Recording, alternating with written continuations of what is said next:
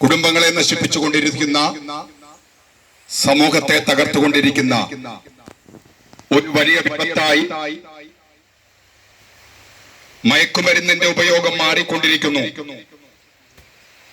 ഇത് വർഷങ്ങളായി ഞങ്ങൾ ഇവിടെ പറയുകയും പ്രസംഗിക്കുകയും ഒക്കെ ചെയ്യുന്ന കാര്യമാണ്. അനവധി വർഷങ്ങളായി ഞങ്ങൾ തെരുവോരങ്ങളിൽ ഈ കാര്യങ്ങൾ വിളിച്ചു പറയുന്നു.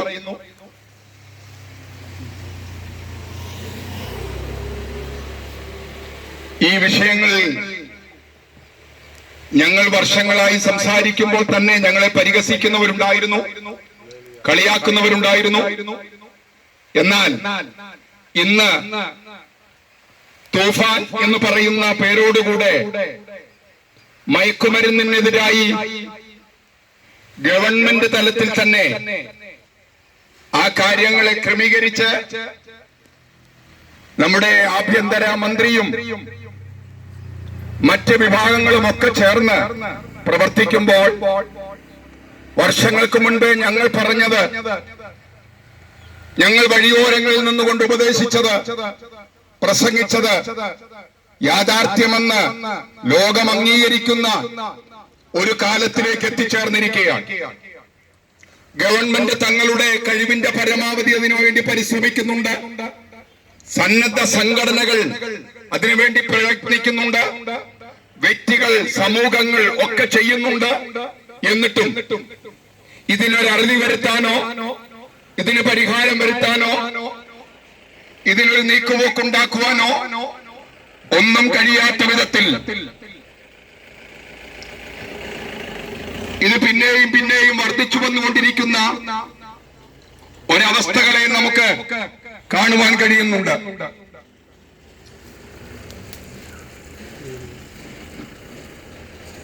ഞങ്ങൾ ഇങ്ങനെ പല ഭവനങ്ങളിലും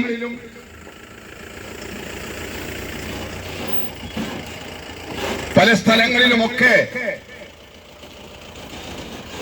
പോവുകയും അനേകരെ സന്ദർശിക്കുകയും ഒക്കെ ചെയ്യുമ്പോൾ ഞങ്ങൾക്ക് മനസ്സിലായിട്ടുള്ള ഒരു കാര്യമാണ്,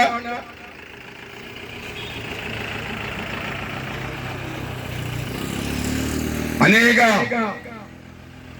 ഭവനങ്ങളിൽ കുഞ്ഞുങ്ങൾ ഭ്രാന്തരെ പോലെ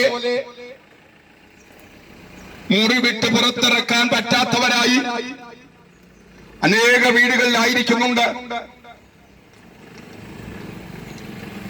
ആദ്യം ഒന്നും പറയുകയില്ല, എന്നാൽ തുടർമാനം അവരുടെ ഭവനങ്ങൾ വിസിറ്റ് ചെയ്യുമ്പോൾ ഞങ്ങളോട് പറയുന്ന ഒരു കാര്യമുണ്ട്. ദേശത്തെ നല്ല മാന്യരായ കുടുംബങ്ങൾ, ഉന്നത വിദ്യാഭ്യാസമുള്ള മാതാപിതാക്കൾ, നല്ല ജോലി ചെയ്തിരുന്ന പ്രിയപ്പെട്ടവർ അവരുടെ കുഞ്ഞുങ്ങളെ നല്ല പഠനത്തിനു വേണ്ടി, ഹയർ സ്റ്റഡിക്ക് വേണ്ടി കേരളത്തിന് പുറത്തേക്കും മറ്റ് രാജ്യങ്ങളിലേക്കും പറഞ്ഞയച്ചു.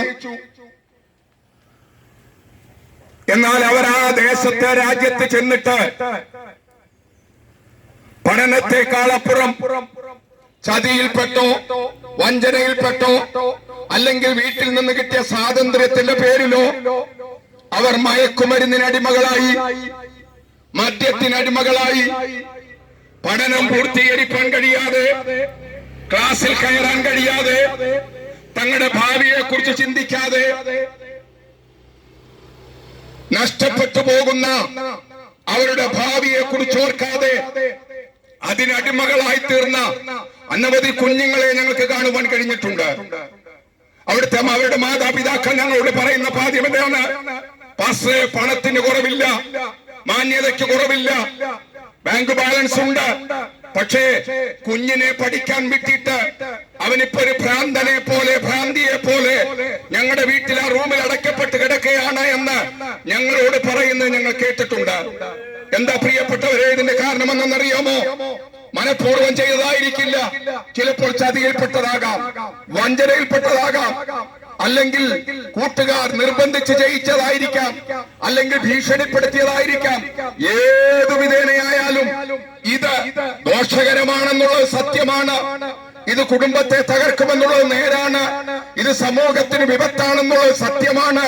മാന്യ ശ്രോതാക്കളെ, ഞങ്ങൾ കവലകളിൽ നിന്നുകൊണ്ട് ഇത് വിളിച്ചു പറയുന്നത്, ഒരിക്കൽ ഞങ്ങൾക്ക് ആത്മഹത്യ അല്ലാതെ മറ്റൊന്നുമില്ലെന്ന് വിധി എഴുതിയൊരു കാലങ്ങൾ ഉണ്ടായിരുന്നു. സന്തോഷമില്ലാത്തവരായി, സമാധാനമില്ലാത്തവരായി ഞങ്ങൾ അലഞ്ഞിരുന്ന ഒരു സമയങ്ങൾ ഉണ്ടായിരുന്നു. എന്നാൽ അവിടെ നിന്ന് ഞങ്ങളെ രക്ഷിച്ച, ഞങ്ങളുടെ അകത്ത് പ്രത്യാശ തന്ന, ഞങ്ങളുടെ കുടുംബങ്ങളിൽ സമാധാനം തന്ന, ഞങ്ങളുടെ ജീവിതത്തിന് സ്വസ്ഥത തന്ന ഒരു യേശു ഞങ്ങൾക്കുണ്ട്. അത് സധൈര്യം പറയാനാണ് ഞങ്ങൾ ഈ കവലകളിൽ നിൽക്കുന്നത്. സന്തോഷമില്ലാത്തവരായി, സമാധാനം നഷ്ടപ്പെട്ടവരായി ഞങ്ങളായിരുന്നിടത്ത് നിന്ന്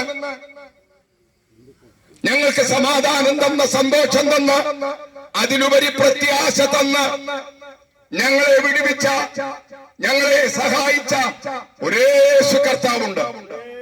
നീ ഞങ്ങൾ കേൾക്കുന്ന പ്രിയപ്പെട്ടവരെ, എന്താണ് ഈ മയക്കുമരുന്നിന്റെയും മദ്യത്തിന്റെയും ഒക്കെ പിന്നിൽ? പണത്തിന്റെ ആധിക്യമാണോ? അല്ല. പിന്നെയോ ഇതിന്റെ പിന്നിൽ വ്യാപരിക്കുന്ന ഒരു പൈശാചിക ശക്തിയുണ്ട്, ഒരു സാധാന്യ ശക്തിയുണ്ട്. അതെപ്പോഴും മനുഷ്യനെ പാപത്തിലേക്ക് തള്ളിവിടുവാൻ തക്കവണ്ണം, പാപപ്രവർത്തികൾ ചെയ്യാൻ തക്കവണ്ണം പ്രേരിപ്പിച്ചുകൊണ്ടിരിക്കുന്നതാണ്. വിശുദ്ധ വേദപുസ്തകം പറയുന്നു, മനുഷ്യരെല്ലാവരും പാപികളാണ്. ഇതാ ഞാൻ അകൃത്യത്തിൽ ഉരുവായി, പാപത്തിൽ എന്റെ അമ്മ എന്നെ ഗർഭം ധരിച്ചു എന്ന് വിശുദ്ധ വേദപുസ്തകം വിളിച്ചു പറയുന്നു. എല്ലാവരും വഴിതെറ്റി ഒരുപോലെ കൊള്ളരുതാത്തവരായി തീർന്നു. നന്മ ചെയ്യുന്നവനാരുമില്ല, ഒരുത്തൻ പോലുമില്ല എന്ന് വിശുദ്ധ വേദപുസ്തകത്തിൽ നമുക്ക് വായിപ്പാൻ കഴിയുന്നുണ്ട്. അങ്ങനെയാണെങ്കിൽ മനുഷ്യന്റെ പാപപ്രവർത്തികൾ, പാപ സ്വഭാവങ്ങൾ, പാപത്തിന്റെ പ്രകൃതങ്ങൾ അവനെ ഇങ്ങനെയൊക്കെ ചെയ്യാൻ പ്രേരിപ്പിക്കുക.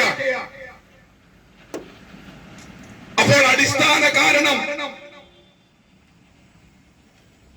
മയക്കുമരുന്ന് ശൃംഖലകളെ തകർക്കുന്നത് നല്ലതാണ്, ഉപയോഗിക്കുന്നവരെ പിടിച്ച് ജയിലടയ്ക്കുന്നത് നല്ലതാണ്, വിപണനക്കാരെ ജയിലിലടയ്ക്കുന്നത് നല്ലതാണ്, ഇതിന്റെ നടപടികൾ ചെയ്യുന്നതൊക്കെ നല്ലതാണ്. പക്ഷേ അതുകൊണ്ടൊന്നും അവസാനിക്കുന്നില്ല എന്ന് ഗവൺമെന്റിന്റെ കണക്ക് പറയുന്നുണ്ട്. അപ്പോൾ എന്താണ് മൂലകാരണം? മനുഷ്യനിൽ കുടികൊള്ളുന്ന പാപത്തിന്റെ പരിണിത ഫലമാണ്, പാപപ്രകൃതമാണ് അവനെ ഇതൊക്കെ ചെയ്യിപ്പാൻ ഹേതുവാകുന്നത്. അങ്ങനെയാണെങ്കിൽ അടിസ്ഥാനപരമായി എവിടെയാണ് പരിഹാരം ലഭിക്കേണ്ടത്? എവിടെയാണ് മാറ്റം ഉണ്ടാകേണ്ടത്? ഒരു സംശയവുമില്ല, മനുഷ്യന്റെ പാപത്തിന് പരിഹാരം വന്നാൽ മാത്രമേ, പാപ സ്വഭാവത്തിന് നീക്കം വന്നാൽ മാത്രമേ ഇതിനൊക്കെ ഒരു പരിഹാരം വരികയുള്ളൂ. നേർച്ച കാഴ്ചകൾ കൊണ്ടോ, പുണ്യസ്ഥലങ്ങൾ സന്ദർശിച്ചത് കൊണ്ടോ, നല്ല പ്രവൃത്തികൾ ചെയ്തത് കൊണ്ടോ നമ്മൾക്ക് വിശുദ്ധരായി തീരുവാൻ, പാപത്തിൽ നിന്ന് രക്ഷപ്പെടുവാൻ സാധ്യമല്ല. പിന്നെ പാപത്തിൽ നിന്ന് എങ്ങനെ രക്ഷ നേടാമെന്ന് ചോദിച്ചാൽ വിശുദ്ധ വേദപുസ്തകം വിളിച്ചു പറയുന്നു, യേശു ക്രിസ്തുവിന്റെ രക്തം സകല പാപവും പോക്കി നമ്മെ ശുദ്ധീകരിക്കുന്നു. മാന്യ ശ്രോതാവേ, 2026 വർഷങ്ങൾക്ക് മുൻപേ സ്വർഗീയ മഹിമ വടിഞ്ഞ് ഈ താണഭൂമിയിൽ വന്ന് മനുഷ്യവർഗത്തിന്റെ പാപത്തിനു വേണ്ടി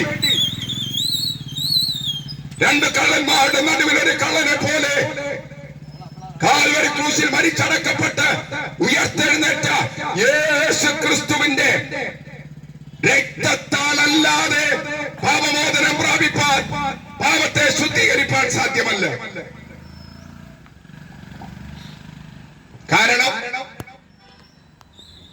തത്വസംഗീതകൾക്കോ, ഇവിടുത്തെ ഇസങ്ങൾക്കോ, ഇവിടുത്തെ ഭരണകൂടങ്ങൾക്കോ, ഇവിടുത്തെ ഗുരുവര്യന്മാർക്കോ, ഇവിടുത്തെ ആത്മീക നേതാക്കൾക്കോ, ഇവിടുത്തെ സഭകൾക്കോ, ഇവിടുത്തെ പുരോഹിതന്മാർക്കോ ഒന്നും ഈ പാപത്തിന് പരിഹാരം വരുത്തുവാൻ കഴിയുകയില്ല.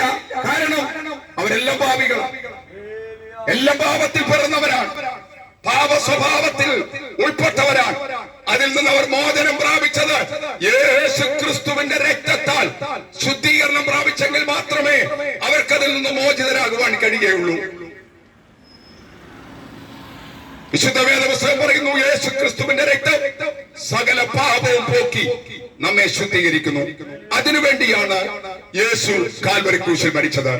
പ്രിയപ്പെട്ടവരെ, ആ യേശു ക്രിസ്തുവിൽ കൂടെയുള്ള സമാധാനം നിങ്ങൾ പ്രാപിപ്പാൻ ആഗ്രഹിക്കുന്നെങ്കിൽ, യേശു ക്രിസ്തുവിൽ കൂടെയുള്ള സന്തോഷത്തെ കരസ്ഥമാക്കാൻ നിങ്ങൾ ഇച്ഛിക്കുന്നുവെങ്കിൽ നിങ്ങൾക്ക് യാതൊരു പണമുടക്കിന്റെ ആവശ്യമില്ല, യാതൊരു ത്യാഗത്തിന്റെ ആവശ്യമില്ല, യാതൊരുവിധ പണിക്ക് നിങ്ങൾ പോകേണ്ട, യാതൊരുവിധമായ കർമ്മപ്രവൃത്തികൾക്ക് നിങ്ങൾ ചെയ്യേണ്ട കാര്യമില്ല.